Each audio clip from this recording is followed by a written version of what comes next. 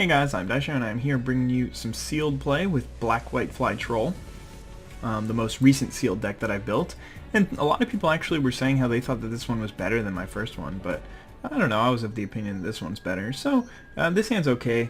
A lot of the times I don't like to keep 5-landers, but I don't have much to worry about because I've got Murder in my opening grip, and I also have Sengir Vampire, so I have a late game threat as well as a good opening.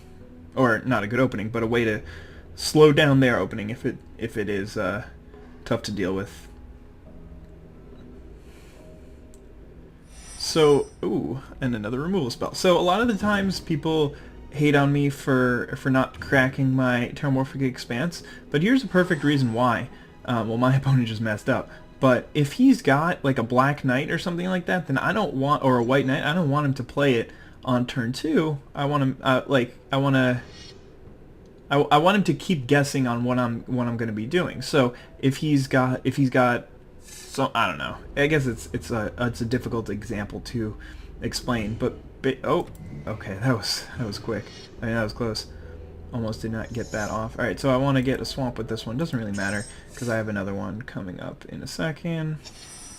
And there's a Griffin Sentinel, so looks like I drew pretty well, and now I'm going to actually have something to do on turn 3 that I wanted to do. I also have got this Assassinate, which is good. Assassinate's an okay spell. I mean, it's obviously a sorcery, which makes it so much worse if it was... Oh, he's playing 3-color. And he's going to play a Trained Condor, which is not going to do too well against my Griffin Sentinel. And... yeah, let's just go get another swamp. Doesn't really matter. Just need to remember to play a Plains next turn. But the problem with Assassinate is it really does poorly against things that have like a high power or whatever, because they're going to be able to get an attack in, or if they have Trample or something like that, they're going to be able to get an attack in first, and then you get to use the Assassinate.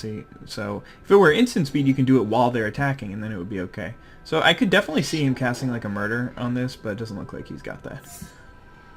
So now he's got a couple of flyers, which does spell danger for me because then my Sengir Vampire won't be able to get in.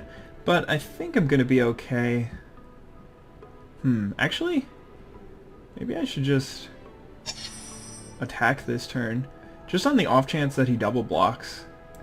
Because worst comes to worst, he just throws this thing in front and they bounce off each other.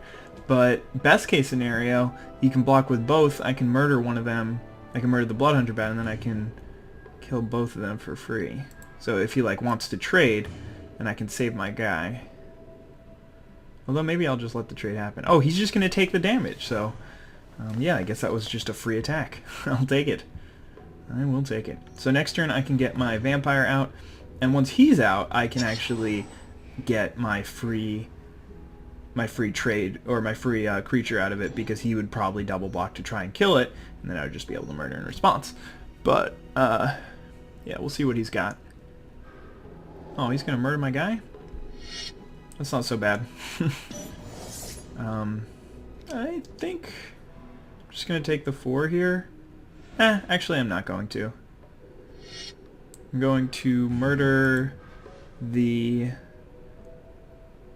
Trained Condor.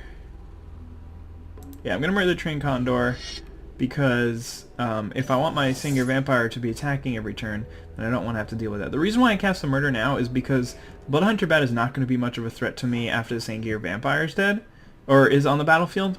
And as I was saying, the reason why I wanted to wait on the Murder is so that I can get that that thing off, the double, force him to double block and then have the Murder for it. But if he doesn't have the creature, then he can't double block, and then his Bloodhunter Bat isn't doing anything anyway, so it doesn't bother me. I'm going to be really careful with this Mark of the Vampire. My opponent's playing 3 colors, so that already means that he's probably going to have a more controlling element. People rarely play a 3-color aggressive deck, and I don't want to take any chances because he could very well have another Unsummon or Public Execution or something. So he's going to play this 4/6 here. Not really a big issue, because I can just wait for him to tap out and then assassinate it. Or to tap it, rather, not tap out. Alright, so that's going to be my 6th land. Griffin Sentinel would do some work with a Mark of the Vampire on it, but for now, I'm just going to play this thing, and then attack with my vampire. Probably should have attacked first, but there was really no way he was going to block or anything. Then he's going to hit me for 6, which could be an issue, but I mean, with the paladin out, I'll probably start gaining some life back, and as well as a Mark of the Vampire in my hand, I think I should be okay.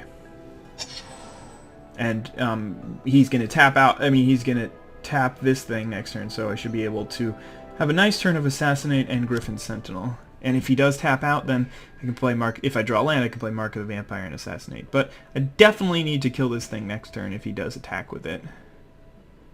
It's too bad that this thing isn't like a 2/5. I mean, people are saying that this card is a bomb, or I definitely read that in the comment. I completely disagree. This card is okay at best. I mean, it's a 2/4 for 5 mana, so it's got to have a really impressive ability for it to be okay, because 2/4s for 4 mana are already unplayable. And it's got that. I mean, it's got Vigilance and Lifelink, which is nice, but when you think about it, neither of those two really affect combat. Flying affects combat in that it can only be blocked by a certain amount of creatures. Reach sort of does. First Strike does, in that it kills other creatures. Alright, he's got a Gravedigger, so he's going to go get back the Condor. That was something that I was thinking in my head, but I didn't know if it was worth mentioning. The possibility for him to Gravedigger or Rise from the Grave back a creature, as to why I can just assassinate both of those things. But we don't need to. As to why I got the other thing. As to why I killed the Trained Condor over Bloodhunter Bat.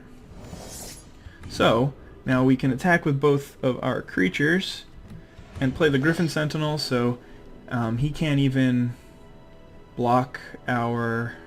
He can't even attack next turn because I have the Griffin Sentinel. So I'm going to gain a couple life. He's going to take 6 damage, choosing not to block. No real reason for him to. And I'm just going to toss this thing down. Maybe give it a Mark of the Vampire. And then if he kills my Griffin Sentinel in response to me casting Mark of the Vampire, or while it's on it, or unsummons it or something, then that's not nearly as bad as Sangir Vampire, who costs more mana, so it costs an entire turn to do anything. And he tapped out all of his blue mana, but he did keep up 1 black, which does concern me a little bit, because he might have another murder in hand. So the jury is still out as to whether or not I will cast Mark of the Vampire. Probably not going to do it. And I'm also considering whether or not I want to attack with my Dawnstrike Paladin next turn. This is a few different things. So I don't really have any good attacks next turn, now that I think about it. I mean, actually, definitely attack with the Griffin Sentinel. I'll probably bring the Dawnstrike Paladin. Actually, you know what? I'll attack with everything here without playing my Mark of the Vampire out, because I don't really want to get murdered. So it looks like he does have a murder. And he's just going to get rid of Sangir. Sangir the Vampire. So I predict just block there and then double block this thing, kill it, get it out of the way. But that wouldn't bother me too much. Especially since I've got another one waiting in the wings.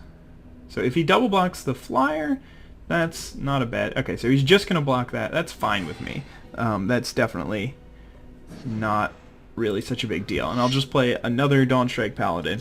And now I'm pretty convinced that he's out of removal. Unless he just holds up all his mana and does nothing. He's got 2 cards in hand. He's already played 2 murders. He might have another Public X. He's just going to play Sleep. Okay. So he's trying to buy as much time as possible. That's fine. I can get rid of his Trained Condor again with an Assassinate. And, man, all these creatures should never be tapped. They all have Vigilance. I guess it's another little thing in my deck. There's a couple of Griffin Sentinels, a couple of Dawnstrike Paladins. It makes it really hard for my opponents to attack me. But I should be able to kill one of his creatures next turn. Alright, there's a White Knight too. So assassinate this thing. That way he can't still attack with the Gravedigger next turn. And if he wants, he can attack me for 2, but it doesn't look like that'll work out too well for him. And unfortunately, I can't give Mark of the Vampire to my White Knight, which I would really like to, because it's got protection from black, so it has protection from most of his removal, because Mark of the Vampire is a black spell. So he's down to 1 card in hand, but it looks like it is something, because otherwise he has a very clear attack. I guess he has to decide whether or not he wants to bring the Bloodhunter Bat. If he does, he gets 2 damage in on me, but I get 1 in with the Sentinel. If he doesn't attack, then that's a very good indicator for me that I want to be playing Mark of the Vampire on my Griffin Sentinel. Because then it would enable me to attack. But I still want to gain some life. Problem is, a public execution really hurts here. Alright, so he's got another Bloodhunter Bat, which will take me down to 4, but I don't really care because that is his last card in hand, and now I can just feel free to play my Mark of the Vampire, and my opponent needs to... let's actually cancel this and make sure that we're tapping the right colors. Yeah, okay. My opponent needs to draw something right now in order to get out of this situation. And I'm not gonna... Actually, I might still cast Sign in Blood. I think I'm actually gonna save it. Let's see. Can I kill him this turn? 2, 4, 6, 9? If he doesn't block anything, then he's actually just dead. Okay, so he's just gonna chump block with his Gravedigger. Seems a little strange, but it's okay with me. I was really hoping that I could get the Sign in Blood kill, take him down to 2, and just get him. But again, if he does have a public execution on my next turn, then he can fog for a turn and get rid of the biggest threat, including the flying threat. So there's really no reason for me to cast this Sign in Blood, since he's got to play something here, and it looks like I'm going to be able to get the Sign in Blood kill that I desire, because he's just going to have to hold back with everything, and I'm going to get 2 damage in, and then get the Sign in Blood kill. Those are rare. Oh, he's just gonna take it? No! Oh man. Let's see what he's got to say. GG. I agree. Very good game. I'm not gonna type it now because it's about to go to this screen, and then he wouldn't be able to even see it. But that was a pretty cool game. He got me down to a really low life total, and I was pretty worried towards the end there. GG indeed. But again, you're gonna see that color, black and white, need more card draws. Maybe he's trying to say that he needs more card drawing spells later. Oh, he needs to open more packs. Bye. Nope, he's gone.